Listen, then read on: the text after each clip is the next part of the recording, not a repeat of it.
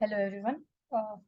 आज हम लोग डिस्कस करने वाले हैं रूल 89 सब रूल 4 के रिफंड के बारे में। And this refund is about zero rated supply of goods और सर्विसेज और both made without payment of tax and under bond और लेटर ऑफ अंडरटेकिंग। तो ये बॉन्ड और लेटर ऑफ अंडरटेकिंग की जो चीज है, this comes from section 16 section 3 of the IGST act, which states that exports can be made under two options. Option 1, without payment of tax and made under bond and letter of undertaking or letter of undertaking, and another option is to export with payment of IGST without bond or letter of undertaking. So this is a whole procedure. This in this video I am not going to discuss about the procedure. I'm just going to discuss about how the refund is to be calculated, because this is an important question from the exam point of view. And that's why we are discussing this, so that you peeps can take advantage of this video and learn from it, or you can use the revision tool. So basically आज हम यहाँ पे ये देखने वाले हैं कि refund amount का जो ये पूरा एक अच्छा बड़ा फॉर्मूला है, इसके अंदर की डेप्थ क्या है। और इसको इसको इजीली एक्सप्लेन करने के लिए मैंने एक एग्जांपल भी ड्राफ्ट करा है। एक एग्जांपल का मैंने यूज करा है, not drafted. I have used this example to explain what is how we have to calculate the turnover of.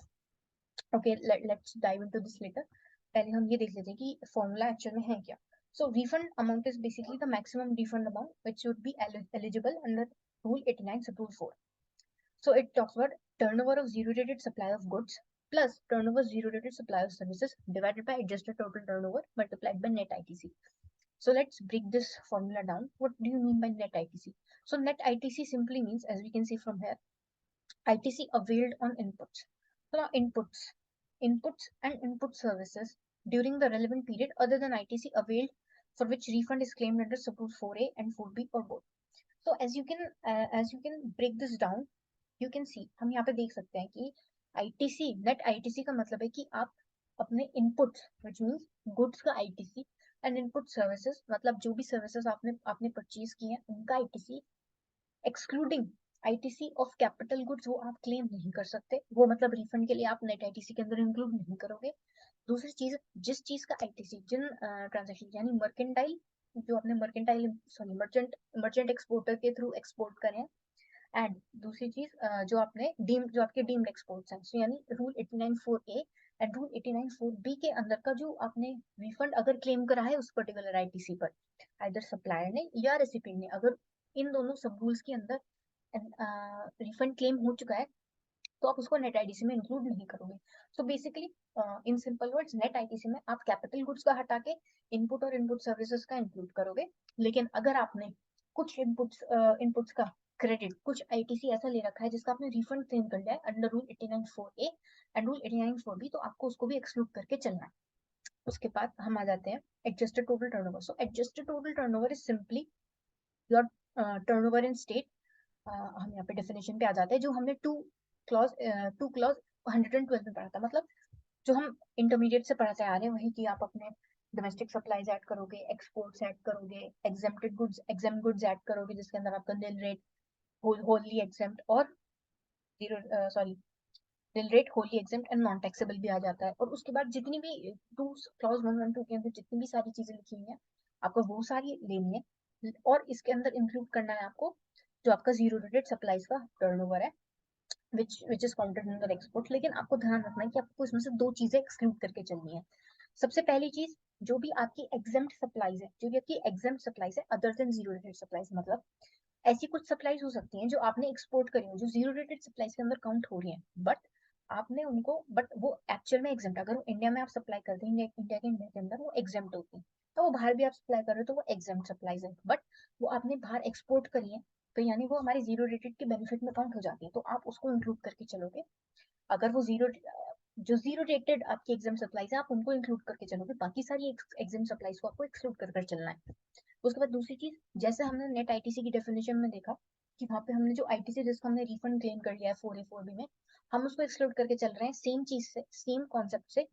जो टर्नओवर है जिसमें आपने सप्लाईज जिसके रिस्पेक्ट में रिफंड क्लेम हो चुका है 4A और 4B के अंदर, वो भी आपको एक्सक्लूड करके चलना है। तो सिंपली अगर देखा जाए तो आपका एडजस्टेड टोटल टर्नओवर के अंदर आपका turnover in state, sorry yes, section 2 clause 1 और 2 के अंडर जो आता है, उसके बाद आपकी zero rate supply, non zero rate supply का टर्नओवर, जो कि यहाँ पे आप देख सकते हैं, यहाँ पे मेंशन भी है क्लॉज डी।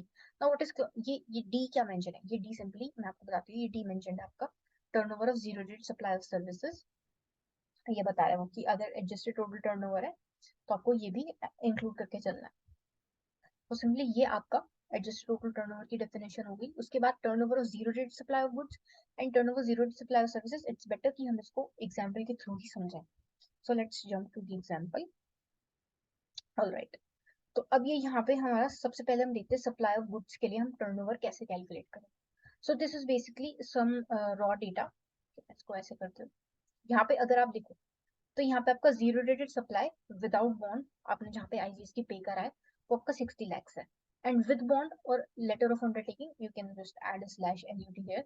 एंड आईजीएसटी जिसमें आपने पे नहीं करा है उसका टर्नओवर है 80 lakhs का। देन डोमेस्टिक क्लियरेंस जो आपने करी, यानी आपका विद इन इंडिया जितना भी टर्नओवर है वो 100 lakhs है। और turnover and rule 89 4A and 4B, यानी आपका deemed export. Sorry, let me take some pencils here so that I can explain you. Just do that. All right. Okay. Sorry. Alright, so यहाँ पे आपका हो गया rule 84A 89 4A, जहाँ पे आपका डीम्ड एक्सपोर्ट हो गया। और यहाँ पे आ जाता है आपका प्रीनपचुअल भी, आप सॉरी, पेनल्टीमेट एक्सपोर्ट भी कह सकते हो, या फिर आप इसको कह सकते हो मर्चेंट एक्सपोर्टर के थ्रू, आप जो आप 1% के अंदर अंडर करते हो, 1% के अंदर। तो यहाँ पे आपका ये दोनों आ गया। और यहाँ पे आपके डीम्ड एक्सपोर्ट्स आ गए जो कि आपको एक्सक्लूड कर चलना है। सॉरी, जो जिसका टर्नओवर आपको दे रखा है, ऑल्दो हम इसको एक्सक्लूड करके चलेंगे इन द फ्यूचर। अब मैं बताती हूँ कि अब आप जब आप तो किसी भी क्वेश्चन में टर्नओवर कैलकुलेट कर लेना करो, तो अगर आप शुरू में प्रैक्टिस करें तो आप ये सारा इंक्लूड कर लेना, सारा टोटल कर लेना, इसका जितना भी डेटा गिवन हो। उसके बाद हम यहाँ पे पॉइंट वाइज मैनेज करेंगे। ये है आपका टर्नओवर एंड रूल 89 4। तो ये हमारा turnover in supply of goods के डेफिनेशन में नहीं आता है, तो हमने इसको इसलिए यहाँ पे सब्ट्रैक्ट कर दिया जिस 30। तो हमने इसको सब्ट्रैक्ट कर दिया। और ये सब्ट्रैक्ट होने के बाद आपका जो टोटल एडजस्टेड टर्नओवर है वो आपका 250 lakhs आ गया है। तो अब क्या करा हमने, पहले टर्नओवर इन स्टेट कैलकुलेट करा, ठीक है। उसके बाद उसमें से हमने एज पर द डेफिनेशन, अगर हम डेफिनेशन के अकॉर्डिंग चले, सॉरी, अगर हम डेफिनेशन के अकॉर्डिंग चले तो हमने यहाँ पे से इन दोनों चीजों को भी एक्सक्लूड कर दिया है। अब जैसे ये वाला एग्जांपल में नहीं है, कोई बात नहीं, इसकी इसकी आपको ऐसे भी ज्यादा जरूरत पड़ेगी नहीं। जो ये वाला है इसको हमने एक्सक्लूड करके दिखा दिया कि हमने इसको एक्सक्लूड कर दिया है। Now coming down to another part. अब आप देखो, अब आपका टर्नओवर ऑफ जीरो रेट, यानी टर्नओवर इन स्टेट, अगर हम देखें, अगर हम इस वाली डेफिनेशन पे आके जंप करें, ये turnover of zero rate supply of goods, तो यहाँ पे वो कुछ लिख रहा है। इसको समझने के लिए हम वापस से चलते हैं यहाँ पर। यहाँ पे देखो, आप देखो, ये विदाउट बॉन्ड, ये तो आपका आएगा ही नहीं, क्योंकि इसका तो आप हम अलग से, यानी इसका तो आप आईजीएसटी पे करके जो आपने आईजीएसटी पे करा है उसका रिफंड क्लेम करोगे। ये जो विद बॉन्ड है ये हमारा मेन कंसर्न बन जाता है, क्योंकि इसका हमने आईजीएसटी तो पे करा नहीं है। हमने तो इसको विदाउट पेमेंट करा है, और हम यहाँ पे आ रहे हैं रूल 89 4 में, हम तभी आ रहे हैं क्योंकि हम इसका आईटीसी का रिफंड क्लेम करना है। तो जब हम यहाँ पे आए तो हमने देखा इसका टर्नओवर 80 lakhs है। ऑलराइट, अब अकॉर्डिंग टू 89 4 इसकी एक और कंडीशन है कि अगर वो कहता है कि आप चलो आप बाहर एक्सपोर्ट कर रहे हो, आप विद अंडर बॉन्ड आप एक्सपोर्ट कर रहे हो अपने गुड्स। अब हमें क्या, आप हो सकता है रिफंड क्लेम करने के चक्कर में आप उसको उसकी वैल्यू को ज्यादा बता दो, क्योंकि अगर हम फॉर्मूला में देखें तो यहाँ पे आप देखो न्यूमरेटर बड़ा आ रहा है, तो जितना बड़ा न्यूमरेटर होगा उतना ज्यादा आपका अमाउंट आएगा, राइट। क्योंकि जितना ज्यादा आप इसको बढ़ाते जाओगे और इसका प्रोपोर्शन कम करते जाओगे, आपकी परसेंटेज बढ़ती जाएगी। तो इस केस में क्या करें, लोग बाग क्या कर सकते थे कि इसको ज्यादा से ज्यादा वैल्यू दिखाते ताकि उनको रिफंड ज्यादा से ज्यादा मिलता। बट गवर्नमेंट ने यहाँ पे खेल खेला और उसने कहा कि अगर आप डोमेस्टिक क्लियरेंस करते, फॉर एग्जाम्पल अगर आप इन्हीं गुड्स को जिनको आपने एक्सपोर्ट करा है अगर आप उनको इंडिया में ही क्लियर करते तो आप कितनी वैल्यू में क्लियर करते। तो अगर वो जनरल पैरेलल्स में देखें, सपोज इसका मैंने नीचे एग्जांपल भी लिया है। सपोज अगर केस 1 होता और केस 2 होता, तो सबसे पहले केस हम देखते हैं कि अगर आप उसको डोमेस्टिकली क्लियर करते तो आप 70 lakhs के अंदर क्लियर करते। तो हम 70 lakhs का 1.5 यानी 150% कैलकुलेट करेंगे कि वो गवर्नमेंट एक तरीके से 50% मार्जिन लेके चल रहा है कि हाँ उतना ज्यादा इंक्रीज हो सकता है, उससे ज्यादा नहीं होना चाहिए। तो अगर 1.5 करके देखो 70 lakhs का, तो आप देखते हो 105 lakhs आता है। और जो हमने करा है वो हमारा 80 lakhs, हमने 80 lakhs पे बाहर एक्सपोर्ट करा है। तो यानी कि हमारा इस लिमिट के अंदर है, यानी हम अपना टर्नओवर कैलकुलेट कर सकते हैं। तो हमारा zero rate supply of goods का टर्नओवर हम 80 lakhs मान के चल सकते हैं। यही अगर दूसरा केस होता है कि अगर हम डोमेस्टिकली क्लियर करते तो हम 40 lakhs पर क्लियर करते, और यहाँ पे हमने जब एक्सपोर्ट करा है तो 80 lakhs पर क्लियर करा है। तो अगर हम 40 lakhs का 1.5% देखें, सॉरी 150% देखें, तो वो 60 lakhs आता है। तो गवर्नमेंट चाहती है कि अगर आप डोमेस्टिक क्लियरेंस कर रहे हो और इस पे अगर हम आपको 50% का मार्जिन इंक्लूड करवा के चल रहे हैं, तो आप उस 50% के मार्जिन को ही उसमें फॉर्मूले के अंदर काउंट करो। आपको ये इसको काउंट नहीं करना है क्योंकि ये आपने ओवर वैल्यू कर रखा है। तो आपको हम 60 lakhs पर ही आपका जो है रिफंड की अमाउंट कैलकुलेट करेंगे। तो अगर हम यहाँ पे चलें, अगर हम फिर से अगर हम फॉर्मूला पे आ जाते हैं, तो अब हमने क्या कर लिया, हमने इस चीज को डिकोड कर लिया, हमने नेट आईटीसी को डिकोड कर लिया, और हमने turnover in zero rate supply of goods को डिकोड कर लिया। तो अगर हम यहाँ पे आए, अगर हम इस बेसिस पे इस अमाउंट को कैलकुलेट करें, तो हमारा ये आता है 3.2 लाख। अब आप ये देखोगे मैंने ये अलग से -80 + 80 क्यों करा हुआ है, आपके दिमाग में ये डाउट आ सकता है। तो ये डाउट इसलिए आ सकता है क्योंकि सीबीआईसी की क्लैरिफिकेशन है कि अगर आप जब भी ये जो रिफंड का अमाउंट कैलकुलेट कर रहे हो, तो आपने अगर इस वैल्यू में कोई चेंज करा है बिकॉज ऑफ 150% वाला 150% वाली जो आपकी कंडीशन है उसके अकॉर्डिंग आपने कोई भी चेंज करा है, तो आपको इस चीज का इफेक्ट आपके एडजस्टेड टोटल टर्नओवर के अंदर भी देना है। तो अब जैसे फर्स्ट केस में मेरा 80 लाख से आ रहा था 1.5, कभी अगर मैंने कंडीशन पूरी करी, कंडीशन के अकॉर्डिंग लगाया फॉर्मूला, तो मेरा 80 लाख से आ रहा था। तो आपने देखो मैंने ये वाला 80 माइनस कर दिया, जो मतलब मेरा ये वाला 80 था वो मैंने माइनस कर दिया, और ये वाला 80 ऐड कर दिया। मतलब ऑल्दो इफेक्ट नॉक ऑफ है, बट मैंने फॉर रिमेम्बर पर्पस के लिए कि मुझे आगे याद रहे, तो मैंने इसको यहाँ पे -80 + 80 दिखा दिया। अगर मैं दूसरे केस में चलूँ, तो मेरा टोटल टर्नओवर कितना था, एडजस्टेड टोटल टर्नओवर 250 lakhs था। उसमें मैंने अपना पुराना वाला जो मैंने अपना एक्चुअल दिखा रखा है वो 80, उसको मैंने माइनस कर दिया, और जो मेरा फॉर्मूला के अकॉर्डिंग आया 150% के अकॉर्डिंग आया उसको मैंने ऐड कर दिया 60। तो उसके हिसाब से मेरा, आप देखो यहाँ पे मेरा रिफंड का अमाउंट चेंज हुआ है। यहाँ पर मेरा रिफंड आ रहा है 3.2 lakhs, और यहाँ पर मेरा रिफंड आ रहा है 2.608 lakhs। तो इस चीज को गवर्नमेंट कर्व करना चाहती है कि अगर आप अगर आप मान लो यहाँ पर अगर आपने 100 पे कर रखा होता, 100 पे, ठीक है, तो यानी आपका ये कितना हो जाता है, ये आपका 270 के अंदर काउंट होता आपका टर्नओवर। ठीक है, आपका नीचे टर्नओवर 270 आ रहा होता और ऊपर आपका 100 आ रहा होता। तो अगर आप 100 डिवाइडेड बाय 270 इंटू 10 करते, तो यानी आपका 3.703 आ रहा होता। लेकिन अगर आप डोमेस्टिक क्लियरेंस के हिसाब से चलो, आपको सिर्फ 60 अलाउड है, सिर्फ 60 लाख का अलाउड है। इसलिए गवर्नमेंट ने इस चीज को कर्व करने के लिए यहाँ पर ये फॉर्मूले का इम्प्लीमेंटेशन लाया है कि हम यहाँ पर, आप इसको रीड भी कर सकते हो थ्रू योर मॉड्यूल्स, तो आपको ज्यादा क्लैरिटी आएगी। ये तो सिंपल केस था यहाँ पे, और हमने अज्यूम करके चला कि हमारा नेट आईटीसी 10 lakhs है, क्योंकि इसमें इतने पंगे नहीं होते हैं नेट आईटीसी में, ज्यादा दिक्कत आती है आपको ये टर्नओवर्स कैलकुलेट करने में। होप सो आपको ये क्लियर होगा। अगर कोई भी डाउट है तो आप कमेंट सेक्शन में कमेंट कर सकते हो। आई ट्राई माय बेस्ट कि मैं उसको एड्रेस कर सकूँ। नाउ अब आ जाते हैं सर्विसेज पर। अब ये सर्विसेज वाला थोड़ा सा, मैं ये नहीं कहूँगी कॉम्प्लिकेटेड है, बट हाँ थोड़ा सा आपको शुरू में थोड़ा सा दिमाग इसमें लगाना पड़ेगा। और तो मैंने यहाँ पर ये एक हिंदी में एक कंक्लूजन लिख दिया था कि इसका पूरा मतलब क्या है, जितने भी उसमें रूल्स लगा रखे हैं उसमें हमारा सिंपली कंक्लूजन क्या है। तो भी इस पे हम नहीं आते, ये थोड़ा रिलेवेंट हो जाता है, हम सीधे इस टेबल पर आते हैं। तो सिंपली मैं इसमें कलर चेंज कर लेती हूँ,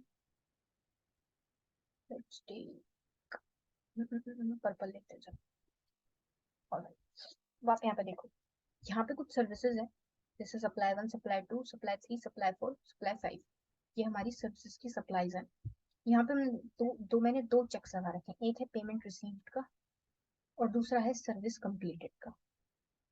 अब हमें ये दो चीजें क्यों चाहिए, चलिए फॉर्मूले पे जंप करते हैं। और यहाँ पे फॉर्मूले पे आते हैं, तो उसने देखो यहाँ पे लिख रखा है कि means the value zero rate supply of services, okay calculated payments receive, यहाँ पे कुछ पेमेंट्स रिसीव दिख रहा है, मार्क करके चलो। उसके बाद service has been completed for which payment has been received, ये भी आप मार्क करके चलो। और prior period prior to relevant period reduced advances, ठीक है, आपको कुछ पीरियड और कंप्लीशन का कुछ दिख रहा है, बस मुझे आपको ये दिखाना था। वापस से यहाँ पे आ जाता है। अगर हम पहले केस में चले, तो यहाँ पे हमारी पेमेंट हमें रिसीव हुई है जून के अंदर, और हमारी सर्विस कंप्लीट हुई है अप्रैल के अंदर, ठीक है। उसके बाद सप्लाई टू आप देख सकते हो हमारी पेमेंट मई के अंदर रिसीव हुई है, सर्विस कंप्लीट हुई है जून के अंदर। सेम यहाँ पे जून के अंदर पेमेंट आ गई, यहाँ पे जून के अंदर ही हमारे पास सर्विस कंप्लीट हो गई। फिर पेमेंट रिसीव हमें जून में हुई है और हमने सर्विसेज कंप्लीट करी है अगस्त में, और यहाँ पे हमारी जुलाई में पेमेंट हमें रिसीव हुई है। ओके, एंड सर्विस हमारी कंप्लीट हुई है जून में। अगर आप अगर आप इस पूरे बड़े से पैराग्राफ का अगर जिस्ट निकालो तो जिस्ट सिंपल सा यहाँ लिखा हुआ है, देखो, जिन भी सर्विसेज का पेमेंट रेलेवेंट पीरियड या उससे पहले आ चुका है और उसको कंप्लीट भी हमने रेलेवेंट पीरियड उससे पहले कर दिया है, this is a turnover of zero supply of services. मतलब आउट डिकोड करते हैं। सबसे पहले तो हम देख लेते हैं कि हमारी टोटल पेमेंट जून में रिसीव कितनी हुई। तो ये हमारी 50 लाख यहाँ पर रिसीव हुई, उसके बाद 4 लाख यहाँ पर रिसीव हुई, और उसके बाद 2 लाख यहाँ पर रिसीव हुई, यानी हमारी टोटल टोटल जो सर्विसेज पेमेंट हमें मिली है वो है 11 लाख की पर राइट। उसके बाद अब हम देखेंगे कि ऐसी सर्विसेज जिसका हमें पेमेंट तो पहले आ गया, लेकिन हमने सर्विस कंप्लीट जून में करी, यानी कि हमें पेमेंट पहले आ चुका है। आप ध्यान से देखो, हमें पेमेंट पहले आ चुका है लेकिन हमने सर्विस कंप्लीट जून में करी है। आपको पता चल रहा है? तो यानी ये चीज आपको ऐड करनी पड़ेगी। क्यों? क्योंकि फॉर्मूला क्या है, जो डेफिनेशन है वो कहती है कि जिस भी रेलेवेंट पीरियड में आपका या तो पेमेंट रिसीव है या आपका सर्विस कंप्लीट है, विच एवर इज लेटर, उस मंथ का, उस रेलेवेंट पीरियड का या उस टैक्स पीरियड का आपका वो टर्नओवर में काउंट होगा। तो यहाँ पे भले ही मेरी मई में पेमेंट रिसीव हो गई थी, बट मैंने सप्लाई कब करी है? जून के अंदर। कंप्लीशन कब हुआ है? जून के अंदर। तो ये मेरा यहाँ 3 लाख ऐड हो जाएगा, तो यानी अब आपका टोटल कितना बन चुका है? 14 लाख। अब अगले पे आते हैं।